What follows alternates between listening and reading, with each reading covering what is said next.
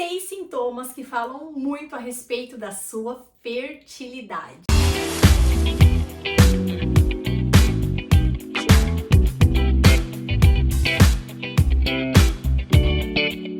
Olá, eu sou Maria Angélica, Nutri das Mamães. Muito bem-vindo a este canal cheio de informações, mas não é o único. Quero te convidar para conhecer o site www.nutridasmamães.com. Um beijo pro pessoal do podcast Do Positivo ao Nascimento. E se é o seu primeiro momento aqui no canal da Nutri, quero te convidar para se inscreve nesse canal, dá um like nesse vídeo, ativa o sininho das notificações, mas para o meu coração ficar bem quentinho, deixa um oi aí para mim nos comentários. Isso torna o vídeo mais relevante e mais pessoas serão alcançadas com este conteúdo de qualidade. Então eu elenquei nesse vídeo, gente, alguns itens que são bastante interessantes e que falam muito a respeito da saúde, da fertilidade da mulher. Todos esses itens têm a ver com a saúde da mulher de uma maneira geral. Então é óbvio que qualquer uma das alterações que eu mencionar aqui nesse vídeo, elas não impactam apenas na sua fertilidade, mas elas dão ótimas sinalizações de como o seu corpo está, de como a sua saúde está. Então, muita atenção. É normal termos ciclos mais intensos, ciclos menos intensos. O que não pode é que a gente tenha aí ciclos que sejam considerados praticamente uma hemorragia, onde há necessidade de uma troca muito constante de absorventes, ou então aquele ciclo em que um absorvente diário, aquele da calcinha mesmo, já é suficiente. Essas grandes oscilações entre variação de um ciclo e outro, isso nos fala que o seu fator hormonal pode estar criando um problema para essa espessura endometrial. Ou seja, o momento do ciclo em que eu tenho a influência hormonal para que esse endométrio fique fofinho o suficiente para receber esse embrião não está acontecendo como deveria em alguns ciclos, né? Então, seja ele para mais ou seja ele para menos. Então, muita atenção. O nosso fluxo menstrual, ele tem que ser regular, não apenas em relação à duração de um ciclo ao outro, ou seja, ciclos de 28, 29, 32 dias, mas também em relação a esse volume de sangue que a gente perde aí durante a menstruação. Eu já falei isso aqui em outros vídeos, mas vou reforçar nesse também. Pense sempre que os absorventes de calcinha, absorventes internos, eles possuem toxinas vindas tanto dos plásticos que compõem ele, mas até mesmo os agrotóxicos do algodão. Eu sei que parece uma coisa louca, gente, mas a nossa mucosa vaginal, ela é muito frágil e muito vulnerável. Então, tudo que a gente puder evitar de toxinas ali é bem melhor. Existem as calcinhas hoje já que são interessantes nesse contexto, resgatando a época da vovó. Para quem mora fora do país, né, aqui no Brasil é mais difícil de encontrar, mas nós temos os absorventes orgânicos e o que eu gosto mesmo é o coletor menstrual, ele é de silicone e a gente não tem ainda artigos que associem com toxicidade, mas ele é uma estratégia que eu gosto muito. E sabe por que eu tô elencando isso já neste primeiro tópico do vídeo? Porque o coletor menstrual, ele também te dá habilidade para avaliar a qualidade do seu sangue, do sanguinho que você está perdendo na menstruação.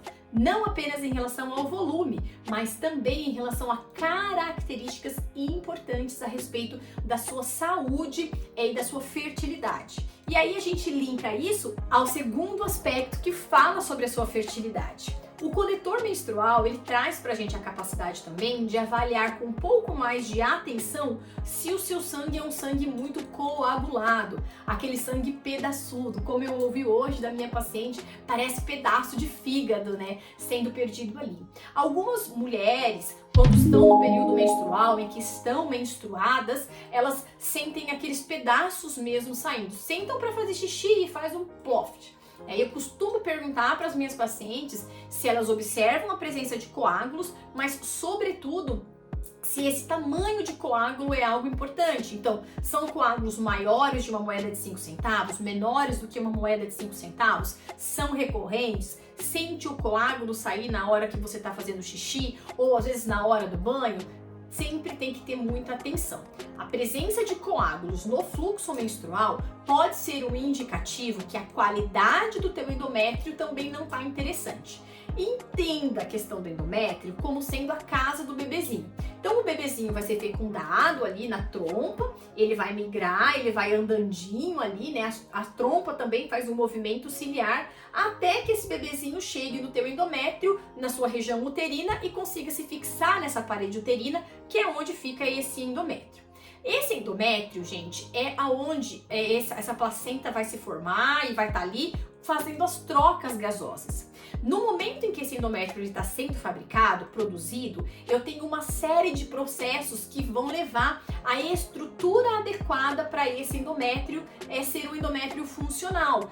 Principalmente a vascularização, ou seja, a chegada de sangue naquela região, porque isso vai garantir que esse bebezinho tenha como pegar esses nutrientes. A partir do momento em que você tem um sangue muito coagulado, eu já fico com um problema na minha mente, eu já vou pensar que você pode ter um problema vascular. Então, se é o seu caso, investigue se tá tudo bem, investigue como é que estão as suas plaquetas, investigue se não tem ali um indicativo de uma trombofilia. São aspectos que parecem tão superficiais, mas que já são sugestivos da gente procurar ajuda para evitar uma perda gestacional.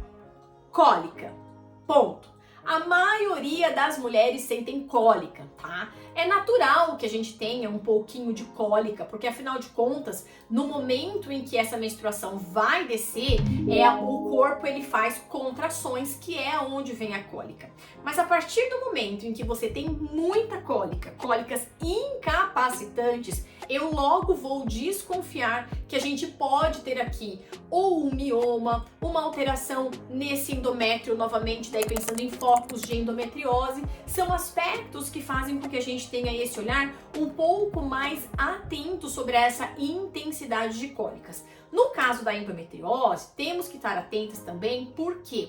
Porque a endometriose, ela não apenas vai gerar essa cólica, muitas vezes é uma dor absurda que transcende a cólica de contração menstrual. E o paciente, às vezes, não consegue associar. Então, se você tem uma cólica incapacitante, uma cólica muito intensa, que muitas vezes te impede de sair de casa, de trabalhar, isso tudo faz nos refletir a respeito de focos de endometriose. Então, se tem muita cólica, muita atenção a isso e a um possível mioma também. Se tudo for descartado, gente, infelizmente, às vezes algumas mulheres são mais sensíveis à dor e acabam por sofrer um pouquinho mais com as cólicas menstruais. A ausência da menstruação. Nem preciso dizer que isso é péssimo para a fertilidade, né, gente?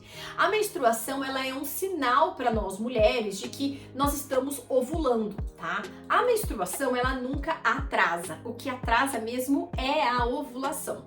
A partir do momento em que você ovula, o seu corpo lúteo começa a produzir os hormônios que vão fazer com que essa gestação possa ou não evoluir. Uma vez que não houve fecundação, esse corpo lúteo perde a sua função e essa progesterona vai cair, esse estradiol também sofre interferências e a menstruação desce. Então, repita comigo, a menstruação não atrasa, o que atrasa é a ovulação. Porque se você não ovula, isso tudo não acontece. A fase 2 do ciclo menstrual não vai acontecer e você fatalmente vai permanecer apenas com a influência de LH, FSH e um pouquinho de estradiol. Mas a progesterona, que faz um grande efeito nesse segundo momento da gestação, ela não vai estar presente porque ela precisa do corpo lúteo para estar evidente aí na sua circulação. Então, se você não está menstruando, é sinal de que você não está ovulando. Então, é lógico que muitas meninas que têm ciclos muito longos, e eu atendo muitas que passam às vezes meses sem menstruar, elas dizem assim: ai, eu engravidei sem menstruar. Sim, porque na verdade você não sabia quando você ia ovular. É que a menstruação, ela é um sinal de que você ovulou e não de que você vai ovular dentro de um tempo considerado adequado para a maioria das mulheres, entre 28 e 30 e alguns dias ali no máximo, tá? O próximo item que eu quero trazer para vocês é ter dor nas relações sexuais. Muitas mulheres sofrem desde a penetração inicial, o momento dessa introdução do pênis na vagina, mas às vezes numa penetração mais profunda. Eu preciso que você, se está tendo dor na hora da relação, pare tudo e procure ajuda. Até porque, gente, relação sexual é uma bênção, né? É um presente, a gente tem que se divertir, é uma coisa deliciosa. E eu fico brava com as minhas pacientes quando elas ficam nervosas que tem que ter relação sexual, acham que é difícil, nem sempre tá com vontade e tal. Gente, é uma coisa boa, bonita, barata, gostosa pra caramba, a gente tem que aproveitar. Mas o que eu quero dizer pra vocês? Essa questão da dor, a primeira coisa é como anda a tua lubrificação. É lógico que se você não estiver tendo uma boa lubrificação, fatalmente que no momento da penetração vai doer, então você vai machucar. E não é para ter lesão ali. Se tem lesão ali, eu prejudico todo o fator imunológico naquela região e pode gerar uma inviabilidade para um bebezinho que chega. Mas de uma maneira geral, está lubrificada e ainda assim tem dor, procure o seu ginecologista, relate isso para ele, para que haja uma investigação principalmente de focos de endometriose, ok? Porque o foco da endometriose, muitas vezes, ela gera essa sensibilidade à dor, o que prejudica muito a qualidade da relação sexual. Mas também, se tem endometriose, não consegue ter relação sexual, mas se tem endometriose, também dificulta esse ambiente gestacional, prejudicando diretamente a sua fertilidade, tanto na receptividade desse endométrio, mas também na saúde, na qualidade da tua reserva ovariana. Uma pele muito alterada. Sabe aquela mulher que a gente fala assim que é acne da mulher adulta? Quando a gente passou daquele momento da menarca, que é onde menstrua, e aí gera aquela confusão hormonal, e aí pode ser que tenha realmente a presença de acne, digamos, fisiológica. Nunca pode ser demais a acne, gente, tá? Mas quando a gente tem a tal da acne da mulher adulta, é aquela acne que não deveria mais estar presente, automaticamente eu vou entender que está acontecendo uma sinalização hormonal inadequada. Nesse caso, é lógico que tem que procurar um dermatologista também para dar uma olhada, mas como eu sempre digo, é de dentro para fora. Então, se você faz o seu tratamento tópico, né, faz uma boa higienização dessa pele, passa os produtinhos que todo mundo merece, né, ter uma pele bem cuidada, mas ainda assim a gente tá com essa presença da acne, eu automaticamente vou pensar que essa mulher pode estar tendo uma maior sinalização na produção de testosterona, o que é muito característico na síndrome dos ovários policísticos. Uma vez que eu tenho mais testosterona nessa mulher, eu vou acabar por prejudicar essa ovulação. Muitas vezes são mulheres que têm ciclos anovulatórios, ou seja, às vezes menstruam e, né, no seu ciclo não ovulam, tem o corpo lúteo, mas isso tem o corpo lúteo, a presença da progesterona, por isso elas menstruam, mas na verdade aquele óvulo não era um óvulo viável, ou ainda assim passam meses sem menstruar. Então, nesse caso, principalmente dessa acne em excesso, eu vou desconfiar imediatamente desse excesso de progesterona que vai prejudicar a ovulação e vai prejudicar a tua fertilidade. Uma outra coisa importantíssima sobre a acne, que não tem nada a ver com o vídeo, mas que eu não posso deixar de falar. A acne, gente, ela também, ainda mais quando é aquela muito inflamada, ela tem a ver com a alteração da microbiota da pele. Lembra que eu sempre falo nos meus vídeos, a gente tem que tratar desse intestino, a microbiota, as bactérias que estão no teu intestino, elas também vão refletir na sua pele. Então, se você tem uma microbiota, né, que a gente tem bactéria em todo, a gente tem mais bactérias no nosso corpo do que células, né? Se eu tenho muitas bactérias ruins nessa pele, automaticamente eu vou ter uma maior predisposição para acne, tá? Então, é importante que esse intestino esteja bem, associada a uma boa sinalização hormonal. No caso da síndrome dos ovários policísticos, a tendência é que essa acne praticamente desapareça. E garrando no assunto aqui da síndrome dos ovários policísticos, o último item dessa lista que eu trouxe para vocês hoje é o surgimento dos pelos. Então, esses pelos nas mulheres, esse excesso de pelos em lugares que não deveriam existir, também me fazem uma associação positiva com essa alta concentração de testosterona circulante. Então, o hirsutismo, né, que é esse excesso de pelos, ele é muito característico, principalmente nas mulheres que têm a síndrome dos ovários policísticos, gente, e a gente tem que analisar a quantidade de pelos presentes na região da face, aqui às vezes no meio das mamas, na região inferior do abdômen, mas às vezes nos próprios braços, nas pernas, a gente tem um excesso maior de pelo. Eu falo a gente porque eu também tenho síndrome dos ovários policísticos e vez ou outra eu ainda tenho uma barbinha que surge por aqui, porque né, nunca eu vou ficar curada da SOP.